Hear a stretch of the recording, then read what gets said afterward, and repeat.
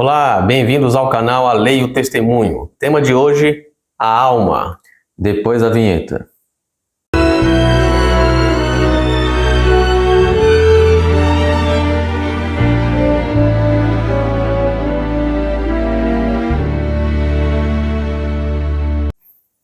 Hoje nós falaremos sobre o que é a alma. Veremos agora alguns significados para a palavra nefesh, que no hebraico, significa alma. Então, o primeiro significado é ser vivente ou ser vivo. E isso encontramos em vários textos de Gênesis. Que estão aqui na referência. Sim. O próximo significado é vida. Também estão aqui na referência. Um outro significado é sangue. E aqui alguns textos na Bíblia. E temos outras referências na Bíblia com o significado de alguma pessoa ou pessoas, no plural. Um outro significado é o ser, ou eu mesmo, ou então até mesmo os pronomes eu, você. E aqui alguns textos. Depois nós vemos alma do Senhor. Nós temos aqui em Salmos 11:5, Provérbios 6:16, Isaías 1:14 e Jeremias 51:14. Quer dizer que Deus tem alma? Estranho, né? Outros significados encontramos em Gênesis, no livro de Salmos, em Provérbios e Eclesiastes. Significa vontade, desejo ou sentimento. Também temos em outros textos aqui que estão como referência, coração ou mente. Então vemos que é parecido com o espírito, Também. Alguns significados. E agora tem outros significados que encontramos no livro de Levítico, capítulo 19, verso 28, onde a palavra alma significa o morto. Já Jó 41:21, sopro. Em Provérbios, capítulo 11, verso 17, significa o corpo. Isaías 3:20, perfume. Em Isaías, capítulo 5, verso 14, e Abacuque, capítulo 2, verso 5, a palavra alma significa boca. Isto. E Ageu 2:13 significa cadáver. Então aqui vemos uma variedade de significados para a palavra alma na Bíblia. Agora, em nenhum momento a gente encontra essa definição dada pelo mundo cristão moderno, que é uma entidade que habita dentro do homem, que depois da morte do homem ela é imortal, ou vai para o céu ou vai para o inferno. Não existe isso. Agora vamos falar um pouquinho sobre também a palavra pneuma, que também significa alma. Nós encontramos uma variedade de termos que nós não percebemos, que deriva da palavra pneuma, que significa alma. Vejamos. Pneu. Qual outro termo que nós poderíamos ter? A gente encontramos também a pneuma, que é o princípio vital ou força causadora da respiração e do pulso. Então, o pneuma é o princípio vital ou a força causadora da respiração e do pulso. O pneu tem o quê? Tem ar. Respiração aqui, no caso, que a pneuma significa. O pneu vem da palavra pneuma. Por que é usado pneu? Porque ele tem ar. Ele é um invólucro que tem ar. Ou uma câmera que tem ar. Então, é dado para tudo aquilo que tem ar o significado ou o nome de pneuma. Então, o pneu é uma pneuma. Sim. Próximo. Temos também pneumatocele, que é uma cavidade, pulmonar, que ela é preenchida com ar, que pode resultar de trauma pulmonar. Ou seja, é uma doença, que acontece na região pulmonar. Ou seja, onde envolve o ar, a respiração. Isso. Então, pulmão é porque temos ar. Por isso é dado o nome de pulmão, também vem de pneuma. Depois nós temos pneumonia. Vem de pneuma. É uma doença que tem a ver com a infecção, que se instala nos pulmões. Os pulmões têm ar. Então vemos que a palavra alma é muito similar, em alguns sentidos, com o espírito. Isso. Então, veja bem. Tudo aquilo que tem ar é uma pneuma. Próximo. Vamos ler agora em Gênesis, capítulo 2, verso 7. E formou o Senhor Deus o homem do pó da terra, e soprou em suas narinas o fôlego da vida. Então o homem tem ar. E o homem foi feito alma vivente. O homem foi feito uma pneuma. O homem foi feito uma alma vivente, porque ele tem ar. Ou seja, e esse ar é que traz a vida, né? Que é o fôlego de Deus. Isto.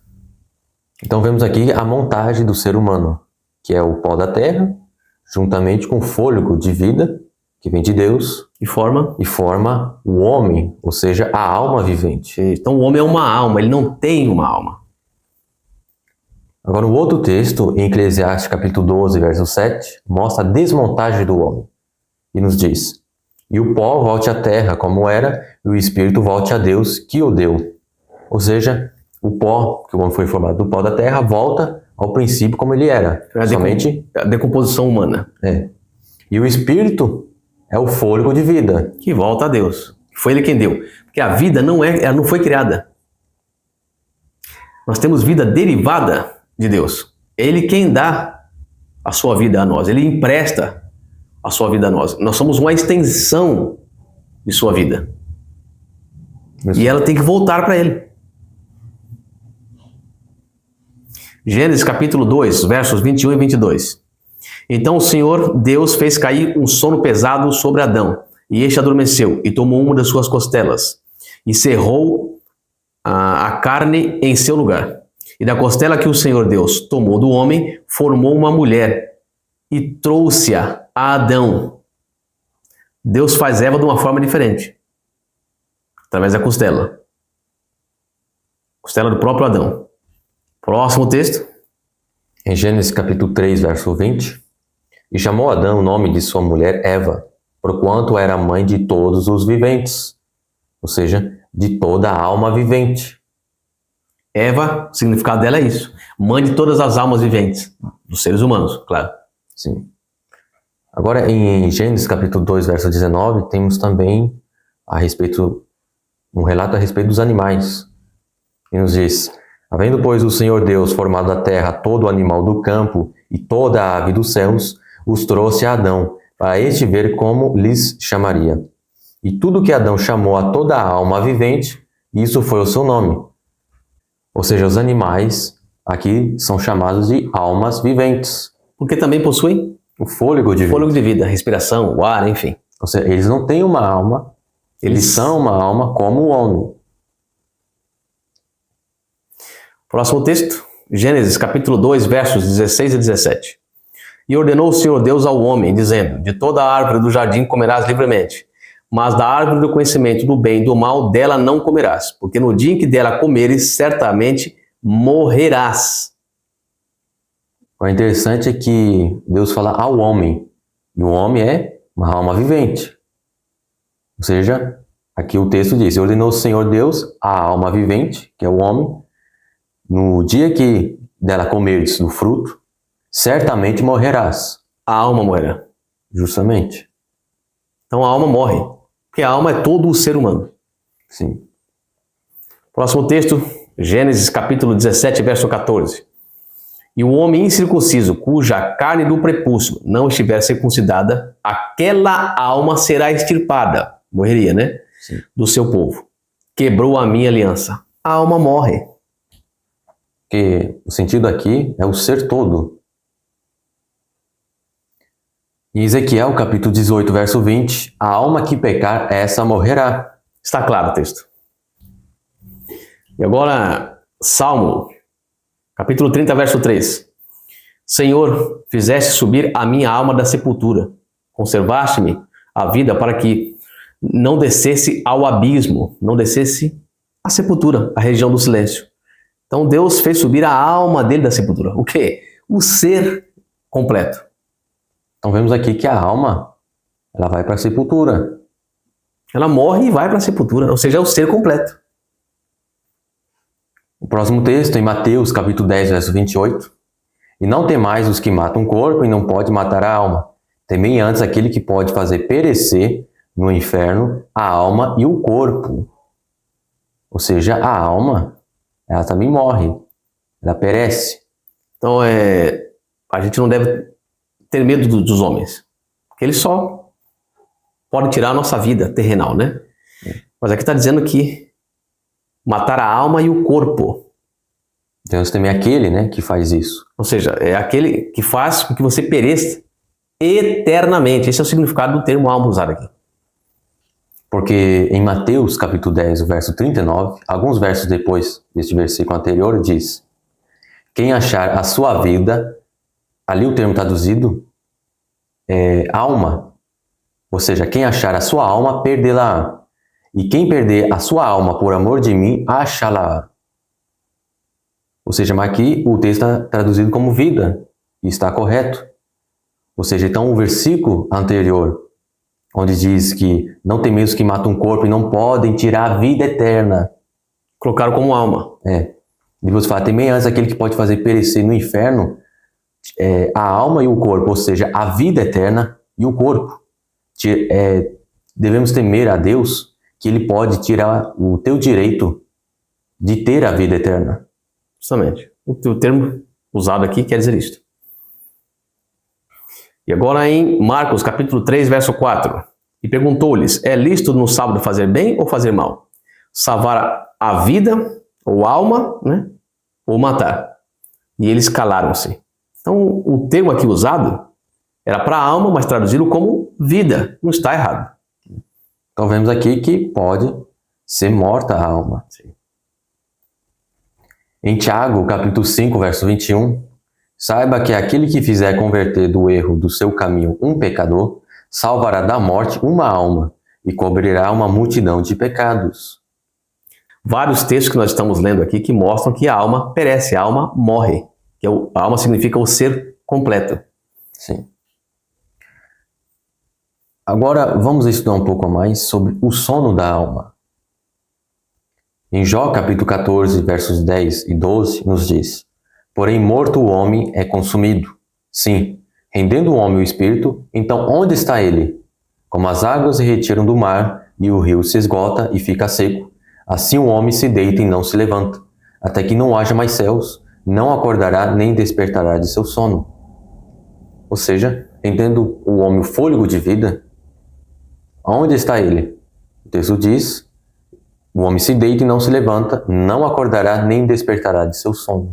Então o homem estaria na sepultura e a morte é considerada como um sono. A morte é um sono. E agora em Mateus, capítulo 9, versos 23 e 24. E Jesus, chegando à casa daquele chefe e vendo os instrumentistas e o povo em alvoroço, disse-lhes: retirai-vos, que a menina não está morta, mas dorme. E riam-se dele. Jesus compara a morte a um sono. Em Mateus capítulo 27, verso 52, e abriram-se os sepulcros, e muitos corpos de santos que dormiam foram ressuscitados. E agora em 1 Coríntios, capítulo 15, verso 20. Mas de fato Cristo ressuscitou dentre os mortos, e foi feito as primícias dos que dormem. A morte é um sono. Em Efésios capítulo 5, verso 14, por isso diz, desperta tu que dormes, e levanta-te dentre os mortos, e Cristo te esclarecerá. Ou seja, aqueles que estão mortos estão dormindo. E agora, Atos, capítulo 13, verso 36. Porque, na verdade, tendo Davi, no seu tempo, servido conforme a vontade de Deus, dormiu, foi posto junto de seus pais e viu a corrupção. Ou seja, Davi morreu e foi decomposto. Ele viu a corrupção. E ele foi sepultado juntamente de seus pais.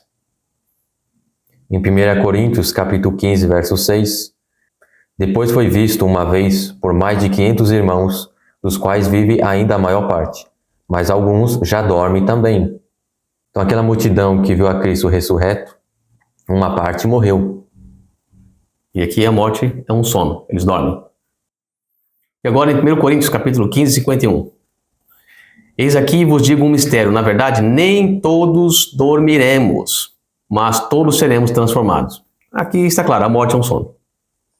Em 1 Tessalonicenses, capítulo 4, verso 15, dizemos-vos, pois isto, pela palavra do Senhor, que nós, os que ficarmos vivos para a vinda do Senhor, não precederemos os que dormem. os que estão mortos.